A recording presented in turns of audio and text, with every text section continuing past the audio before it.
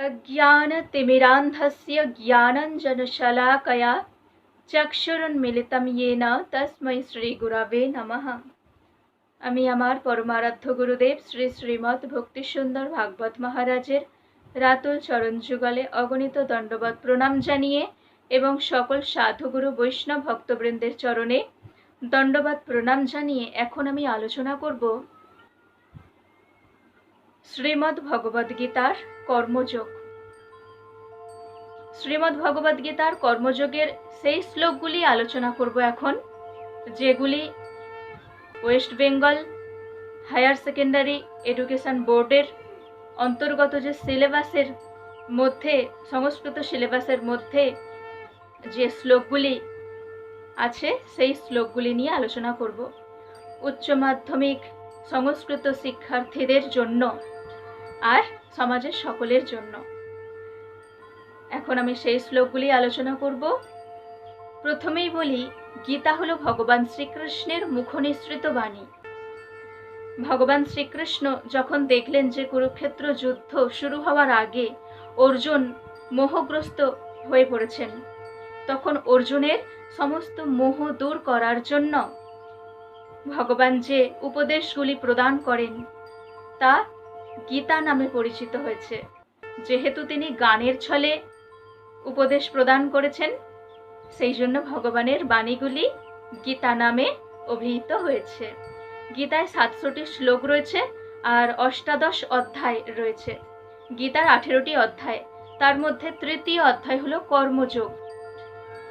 তো এখানে উচ্চ মাধ্যমিকের সংস্কৃত সিলেবাসের অন্তর্গত যে প্রথম শ্লোকটি বলা হয়েছে, সেই শ্লোকটি কি, তা কর্মযোগের 4র্থ নম্বর শ্লোক। সেই শ্লোকটি হলো না কর্মণামনরম্ভা নৈষ্কর্মং পুরুষ উষ্ণুতে ন চ সন্ন্যসনাদেব সিদ্ধিং সমধিগচ্ছতি। ন কর্মণামনরম্ভা নৈষ্কর্মং পুরুষ উষ্ণুতে ন চ সন্ন্যসনাদেব সিদ্ধিং সমধিগচ্ছতি। অর্থাৎ কর্ম না করে কেউ নৈষ্কর্মরূপ ভাব উপভোগ করতে পারে না। কর্ম না করে কেউ নৈষ্কর্মরূপ ভাব উপভোগ করতে পারে না। ন চ সন্ন্যসনাদেব সিদ্ধিং সমধিগচ্ছতি। অর্থাৎ কর্ম পরিত্যাগ করে দিয়ে সন্ন্যাস গ্রহণ করেও কেউ সিদ্ধি লাভ করতে পারে না। কেউ যদি ভাবেন যে সমস্ত কর্ম পরিত্যাগ করে দিয়ে, কর্তব্য কর্ম পরিত্যাগ করে দিয়ে আমি সন্ন্যাস গ্রহণ করে চুপচাপ বসে থাকবো, কর্তব্য কর্ম করব না, তাহলে হবে না। ব্রহ্মচারী, গার্হস্থ, বানপ্রস্থ, সন্ন্যাস যেই অবস্থাতেই থাকুন না কেন, প্রত্যেকটি জায়গারই যে সমস্ত কর্তব্য কর্ম রয়েছে সেই সমস্ত কর্তব্য কর্ম পালন করে চলতে হবে। একজন সন্ন্যাসীর যে কর্তব্য কর্ম, সেই কর্তব্য কর্ম তো অবশ্যই পালন করতে হবে। আবার গৃহে থেকে একজন গৃহস্থের যে সমস্ত কর্তব্য কর্ম, সেই সমস্ত কর্তব্য কর্ম অবশ্যই পালন করতে হবে। তাই কর্ম তো অবশ্যই করতে হবে। এবার কেমন কর্ম করতে হবে সে সম্পর্কে ভগবান আরো পরবর্তী শ্লোকে বলছেন। তারপরের শ্লোকে কি বলা হয়েছে, নাহি কশ্চিৎ ক্ষণমপি জাতু তিষ্ঠত্য কর্মকৃত কার্যতে হ্যবশ কর্ম সর্ব প্রকৃতি জৈর্গুণৈ। नहि कश्चित् क्षणमपि जातु तिष्ठत्य कर्मकृत कार्यते ह्यवश कर्म सर्व प्रकृति जैर्गुणै। এখানে বলা হয়েছে, ভগবান শ্রীকৃষ্ণ বলছেন যে নহি কশ্চিৎ ক্ষণমপি, অর্থাৎ ক্ষণকালও, ক্ষণকাল মানে এক মুহূর্ত কেউ কর্ম না করে থাকতে পারে না। আমরা সবাই এক মুহূর্ত কেউ কর্ম না করে থাকতে পারি না। আর কি, কেন আমরা কর্ম না করে ক্ষণকাল থাকতে পারি না? কার্যতে হ্যবশ কর্ম সর্ব প্রকৃতি জৈর্গুণৈ। অর্থাৎ প্রকৃতিজাত গুণের দ্বারা প্রভাবিত হয়ে আমরা সকলে কর্ম করতে বাধ্য। প্রকৃতিতে যে সমস্ত যে গুণ আছে, সত্ত্ব রজ তম যে গুণ আছে, এই প্রকৃতিজাত গুণের দ্বারা প্রভাবিত হয়ে আমরা সকলে কর্ম করতে বাধ্য। কর্ম না করে তাই আমরা কেউ ক্ষণকালও এক মুহূর্ত থাকতে পারি না। আমাদের মধ্যে যে সমস্ত কাম, ক্রোধ, লোভ, মোহ, মদ, মাৎসর্য রয়েছে, এর দ্বারাও প্রভাবিত হয়ে আমরা কর্ম করতে বাধ্য। তাহলে এখান থেকে কেমন ভাবে প্রশ্ন আসে যে কর্ম না করে আমরা কেউ ক্ষণকালও থাকতে পারি না কেন? এটি কর্মযোগের পঞ্চম শ্লোক, 5 নম্বর শ্লোক। এই শ্লোকটা থেকে প্রশ্ন আসে যে কর্ম না করে আমরা কেউ ক্ষণকালও থাকতে পারি না কেন? তখন বলতে হবে যে যেহেতু আমরা সকলে প্রকৃতিজাত গুণের দ্বারা প্রভাবিত হয়ে রয়েছি, সেই জন্য আমরা কর্ম না করে ক্ষণকালও থাকতে পারি না, কর্ম না করে ক্ষণকালও থাকতে পারবো না। তারপরের শ্লোকে কি বলা হয়েছে? ভগবান বলছেন, ভগবান শ্রীকৃষ্ণ বলছেন, কর্মেন্দ্রিয়াণি সংযম্য य आस्ते मनसा स्मरन् इन्द्रियार्थान् विमूढात्मा मिथ्याचारः स उच्यते। কর্মেন্দ্রিয়াণি সংযম্য य आस्ते मनसा स्मरन्, অর্থাৎ কর্মেন্দ্রিয়গুলোকে সংযত করে কেউ যদি মনে মনে সেই ইন্দ্রিয় গ্রাহ্য বিষয়গুলি স্মরণ করতে থাকে, অর্থাৎ কর্মেন্দ্রিয়গুলোকে আমি সংযত করে রেখেছি। কর্মেন্দ্রিয়গুলো কোনগুলো? বাক, পানি, পাদ, পায়ু, উপস্থ, এই পঞ্চ কর্মেন্দ্রিয় রয়েছে।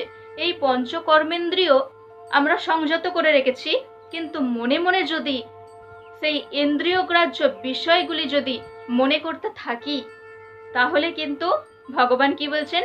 ইন্দ্রিয়ার্থান বিমূঢ়াত্মা মিথ্যাচারঃ স উচ্যতে, অর্থাৎ সেই বিমূঢ় ব্যক্তি কি না? মিথ্যাচারী।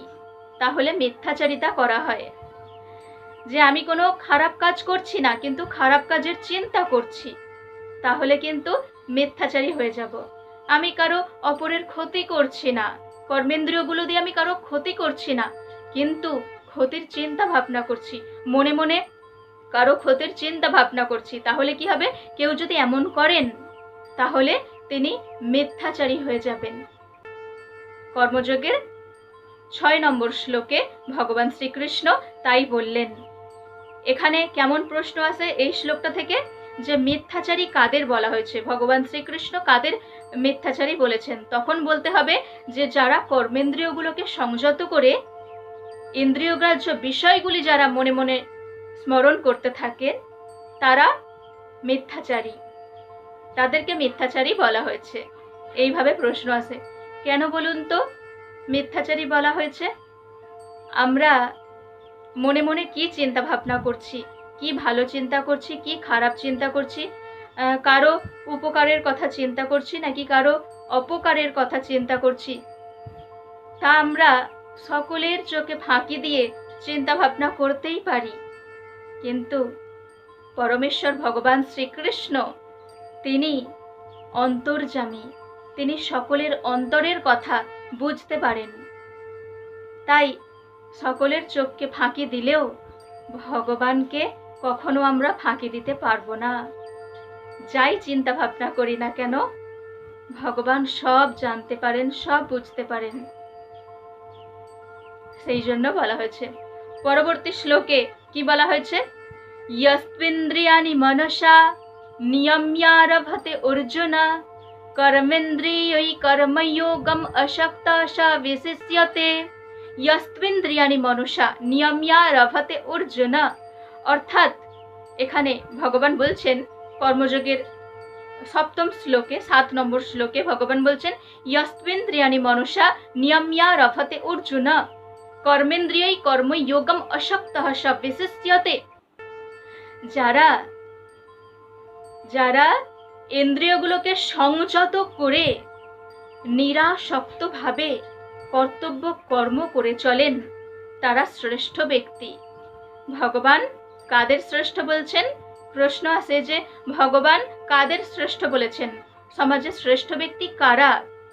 তখন বলতে হবে যে যারা ইন্দ্রিয়গুলোকে সংযত করে, যারা ইন্দ্রিয়গুলো সংযত করে নিরাসক্তভাবে কর্তব্য কর্ম পালন করে থাকেন, তারা শ্রেষ্ঠ ব্যক্তি।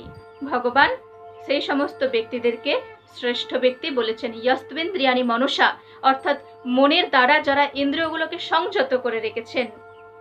নিয়ম্যারভতে অর্জুন, হে অর্জুন, যারা মনের দ্বারা সমস্ত ইন্দ্রিয়কে সংযত করে রেখেছেন। কর্মেন্দ্রিয়ই কর্মযোগঃ মশক্তসা বিশিষ্যতে, অর্থাৎ জ্ঞানেন্দ্রিয়গুলোকে সংযত করে রেখে কর্মেন্দ্রিয়গুলির দ্বারা নিরাসক্তভাবে কর্তব্য কর্ম পালন যারা করে চলেছেন তারা সমাজে শ্রেষ্ঠ ব্যক্তি, তারাই শ্রেষ্ঠ ব্যক্তি ভগবান বলছেন। তারপরে শ্লোকে কি বলা হয়েছে? নিয়তং কুরু কর্ম ত্বং কর্ম জ্যায় হ্য কর্মণঃ শরীর যাত্রাপি চ তে ন প্রসিদ্ধেত কর্মণঃ। কর্মযোগের অষ্টম শ্লোকে 8 নম্বর শ্লোকে বলা হচ্ছে নিয়তং কুরু কর্ম ত্বং কর্ম জ্যায় হ্য কর্মণঃ। এখানে ভগবান উল্লেখ করেই দিলেন যে কেমন কর্ম আমাদের করা উচিত। ভগবান বলছেন কি? নিয়তং কুরু কর্ম, নিয়ত কর্ম করতে বলা হয়েছে। পরীক্ষায় প্রশ্ন আসে যে নিয়ত কর্ম বলতে কোন কর্মের কথা বলা হয়েছে? তখন বলতে হবে নিয়ত কর্ম মানে শাস্ত্র নির্দিষ্ট কর্মকে বোঝানো হয়েছে। যে কর্মগুলি শাস্ত্র নির্দিষ্ট মানে শাস্ত্রে যে কর্মগুলি পালন করার কথা বলা হয়েছে, যে কর্ম করার কথা শাস্ত্রে নির্দিষ্ট করা হয়েছে, যে এগুলো করা উচিত আর এগুলো করা উচিত নয়, যেগুলো উচিত সেগুলো আমাদের করতে বলছেন ভগবান শাস্ত্র গ্রন্থ অনুযায়ী। কারণ শাস্ত্র গ্রন্থ অনেক কৃপা করে প্রাচীন মুনি ঋষিগণ আমাদের উপকারের জন্য আমাদেরকে প্রদান করে গেছেন। তাই শাস্ত্রের সমস্ত কথা, সমস্ত উপদেশ আমাদেরকে পালন করা উচিত। সেই জন্য ভগবান শ্রীকৃষ্ণ কি বলছেন?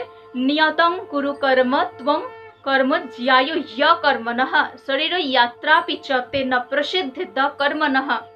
অর্থাৎ শাস্ত্র নির্দিষ্ট আমাদের কর্তব্য কর্ম অবশ্যই পালন করা উচিত, কারণ কর্ম না করা অপেক্ষা কর্ম করা শ্রেষ্ঠ। কর্ম না করা অপেক্ষা কর্ম করা শ্রেষ্ঠ। তাহলে কেমন কর্ম করা শ্রেষ্ঠ? না, যে কর্মগুলো শাস্ত্রে নির্দিষ্ট করা আছে, শাস্ত্র যেগুলো অনুমোদন করে সেই কর্তব্য কর্ম আমাদের পালন করা উচিত। কর্তব্য কর্ম যদি আমরা পালন না করি তাহলে কি হবে না? আমাদের শরীর যাত্রাও নির্বাহ হবে না, শরীর যাত্রাও আমাদের নির্বাহ হবে না। তাই আমাদের প্রত্যেকেরই শাস্ত্র নির্দিষ্ট কর্তব্য কর্ম পালন করা উচিত। এখান থেকে কেমন ভাবে প্রশ্ন আসে যে আমরা কর্ম কেন পালন করব আর কেমন কর্ম পালন করব? তখন বলতে হবে যে শাস্ত্র নির্দিষ্ট আমাদের কর্তব্য কর্ম পালন করতে হবে।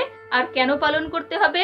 না, কর্ম যদি আমরা না করি তাহলে আমাদের শরীর যাত্রাও নির্বাহ হবে না, সেই জন্য। তারপরে শ্লোকে ভগবান কি বলছেন? তস্মাদসক্তঃ সততং কার্যং কর্ম সমাচর আসক্তঃ ইয়চরণ কর্ম পরমাপ্নोति পুরুষ। তস্মাদসক্ত সততং কার্যং কর্ম সমাচর আসক্তঃ ইয়চরণ কর্ম পরমাপ্নोति পুরুষ। তাই ভগবান বলছেন অতএব তুমি শাস্ত্র নির্দিষ্ট কর্তব্য কর্ম পালন করো। তস্মাৎ অসক্তঃ সততং কার্যং কর্ম সমাচর, শাস্ত্র নির্দিষ্ট কর্ম নিরাসক্তভাবে পালন করো। মানে মনের মধ্যে কোনো আসক্তি রাখলে হবে না, নিরাসক্তভাবে পালন করতে ভগবান বলছেন। তস্মাৎ অসক্ত সততং কার্যং কর্ম সমাচর অসক্ত ইয়চরণ কর্ম। যে সমস্ত পুরুষ নিরাসক্তভাবে নিজের কর্তব্য কর্ম পালন করেন, যে সমস্ত পুরুষ নিরাসক্তভাবে মানে মনের মধ্যে সমস্ত আসক্তি দূর করে দিয়ে যারা কর্তব্য কর্ম শাস্ত্র নির্দিষ্টভাবে পালন করে চলেন তারা পরম পদ লাভ করেন। পরমাপ্নोति পুরুষ, সেই সমস্ত ব্যক্তি পরম পদ লাভ করে থাকেন। ভগবান শ্রীকৃষ্ণ বলছেন যে শাস্ত্র নির্দিষ্ট কর্ম যদি আমরা করে চলি নিরাসক্তভাবে তাহলে আমরা পরম পদ প্রাপ্ত হতে পারবো। পরম পদ মানে কি? ভগবানের দিব্য ধাম, বৈকুণ্ঠ ধাম আমরা প্রাপ্ত হতে পারবো। তারপরে শ্লোকে ভগবান কি বলছেন? কর্মণৈব হি সংসিদ্ধিম আস্থিতা জনকাদয়ঃ লোকো সংগ্রহমেবাপি সংপশ্যন কর্তুম অর্হসি। কর্মণৈব হি সংসিদ্ধিম আস্থিতা জনকাদয়ঃ লোক সংগ্রহমে বাপি সংপশ্যন কর্তুম অর্হসি। কর্মযোগের 20 শ্লোকে 20 নম্বর শ্লোকে বলা হয়েছে যে কর্ম নৈব হি সংসিদ্ধিম আস্থিতা জনকাদয়ঃ, অর্থাৎ কর্তব্য কর্ম পালন করে জনক, অশ্বপতি প্রভৃতি রাজারা সিদ্ধি লাভ করেছেন, মানে মুক্তি লাভ করেছেন। জনক, অশ্বপতি প্রভৃতি রাজারা নিজের কর্তব্য কর্ম পালনের দ্বারাই সিদ্ধি লাভ করেছেন। তাই বলা হয়েছে কর্ম নৈব হি সংসিদ্ধিম আস্থিতা জনকাদয়ঃ। আর কেমন কর্ম, কেন আমরা কর্তব্য কর্ম পালন করে চলবো সে সম্পর্কে দেখুন ভগবান বলছেন কর্ম নৈব হি সংসিদ্ধিম আস্থিতা জনকাদয়ঃ লোক সংগ্রহমেবাপি, লোক সংগ্রহমেবাপি সংপশ্যন কর্তুম অর্হসি, অর্থাৎ লোক সংগ্রহের জন্য আমাদের কর্তব্য কর্ম আমাদের অবশ্যই পালন করতে হবে, কর্ম আমাদের অবশ্যই করতে হবে। কিসের জন্য? লোক সংগ্রহের জন্য। লোক সংগ্রহ বলতে কি বোঝানো হয়েছে? লোক সংগ্রহ কি? পরীক্ষায় প্রশ্ন আসে যে লোক সংগ্রহ বলতে কি বোঝানো হয়েছে, তখন বলতে হবে যে লোক সংগ্রহ বলতে বোঝানো হয়েছে মানুষদেরকে, জনসাধারণদেরকে বিপদ থেকে সৎ পথে চালিত করাকেই বলা হয়েছে লোক সংগ্রহ।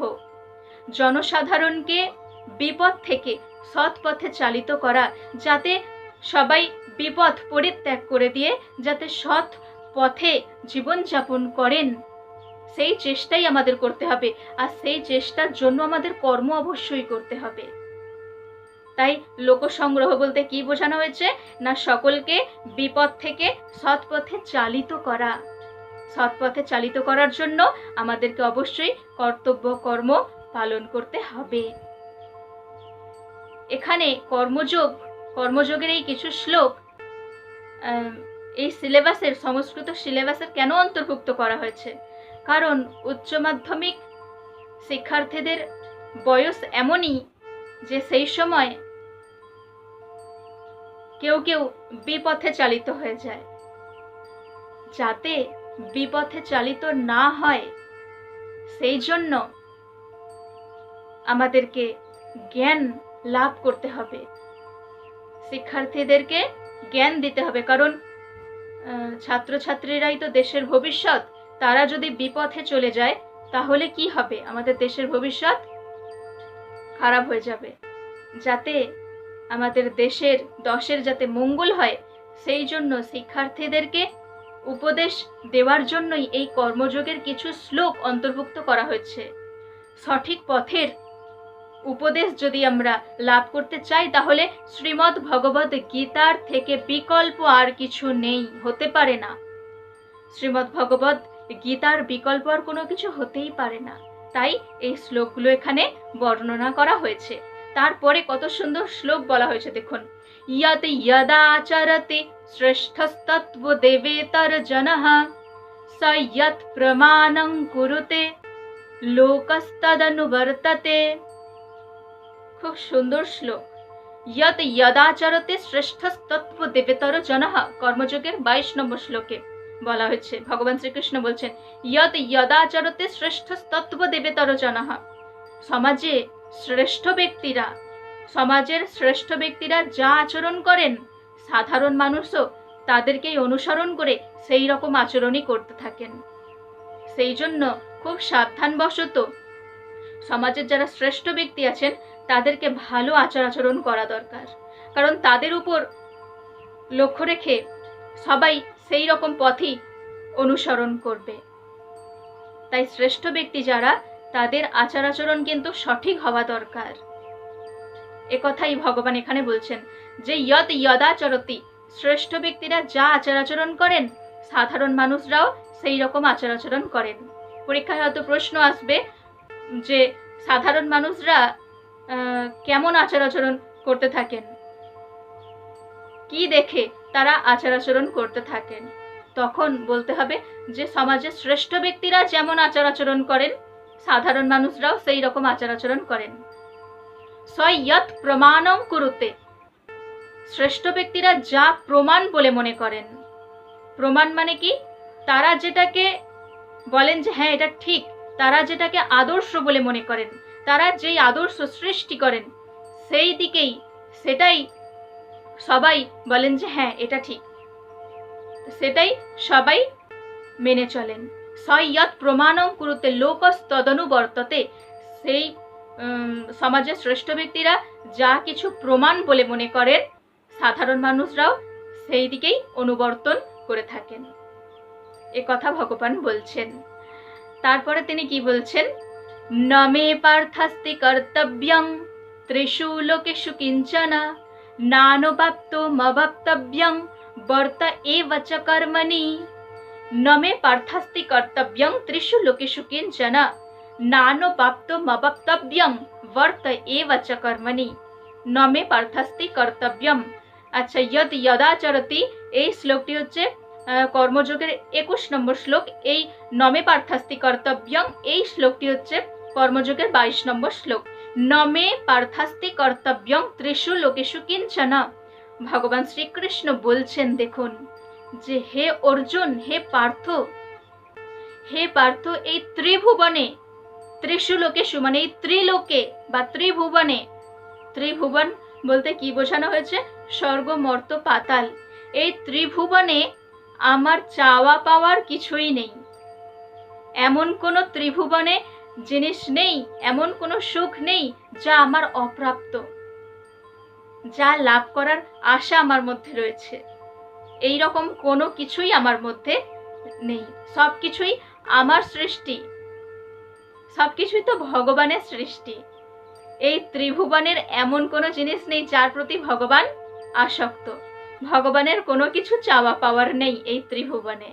তবুও ভগবান কি বলছেন, নমে পার্থাস্তি কর্তব্যং ত্রিষু লোকেষু কিঞ্চন। হে পার্থ, এই ত্রিভুবনে আমার চাওয়া পাওয়ার কিছু নেই, তবুও আমি তো আমার কর্তব্য কর্ম পালন করে চলেছি। ভগবান তো ভগবানের কর্তব্য কর্ম পালন করে চলেছেন। কেমন কর্তব্য কর্ম? সাধুজনদের রক্ষা করা, দুষ্কৃতীদের বিনাশ করা, আর ধর্মকে পুনরায় সংস্থাপিত করা। পরিত্রাণায় সাধুনাং বিনাশায় চ দুষ্কৃতম ধর্ম সংস্থাপনার্থায় সম্ভবামি যুগে যুগে। অর্থাৎ সাধুজনদের রক্ষা করার জন্য, দুষ্কৃতীদের বিনাশ করার জন্য এবং ধর্মকে পুনরায় সংস্থাপিত করার জন্য আমি যুগে যুগে অবতীর্ণ হই। কেবলমাত্র সাধুজনদের রক্ষা করার জন্য, দুষ্কৃতীদের বিনাশ করার জন্য আর ধর্মকে পুনরায় সংস্থাপিত করার জন্য ভগবান যুগে যুগে অবতীর্ণ হন এই পৃথিবীতে। ওনার কোনো চাওয়া পাওয়ার কিছু নেই, এই ত্রিভুবন থেকে ওনার কিছু চাওয়া পাওয়ার নেই, তবুও তিনি তার কর্তব্য কর্ম পালন করে চলেছেন। তারপরের শ্লোকে কি বলা হয়েছে? তারপরের শ্লোকে ভগবান বলছেন, ये मे मातमिदं पार्थ नित्यमनुतिष्ठन्ति मानवा श्रद्धावन्त अशुवन्तः मुच्यन्ते तेऽपि कर्मभिः। ये मे मतमिदं पार्थ नित्यमनुतिष्ठन्ति मानवा, মানে যে সমস্ত মানুষ শ্রদ্ধাবান ও অসুয়া শূন্য হয়ে আমার এই সমস্ত কথা মেনে চলেন, মানে যে সমস্ত মানুষ শ্রদ্ধাবান হয়ে, শ্রদ্ধা সহকারে, ভক্তি সহকারে এবং অসুয়া শূন্য হয়ে, অসুয়া শূন্য মানে কি, হিংসা বিদ্বেষ এই সমস্ত দূর করে দিয়ে যে সমস্ত মানুষ আমার মত অনুসরণ করেন, আমি যে সমস্ত কথা বলছি এই সমস্ত কথা যারা মেনে চলেন, তারা কি হয়? শ্রদ্ধাবন্ত অশুবন্ত মুচ্যন্তে তেপি কর্মভি, মুচ্যন্তে তেপি কর্মভি, অর্থাৎ সেই সমস্ত ব্যক্তিরাই মুক্তি লাভ করে থাকেন, কর্ম বন্ধন থেকে মুক্ত হতে পারেন। পরীক্ষায় প্রশ্ন আসে যে কোন মানুষরা কর্মবন্ধন থেকে মুক্ত হতে পারেন, তখন কি বলতে হবে? যে সমস্ত ব্যক্তিরা শ্রদ্ধাবান ও অসুয়া শূন্য হয়ে ভগবান শ্রীকৃষ্ণের কথা, ভগবান শ্রীকৃষ্ণ যে উপদেশ আমাদেরকে প্রদান করেছেন সেগুলো যারা মেনে চলেন, তারা কর্মবন্ধন থেকে মুক্ত হতে পারেন।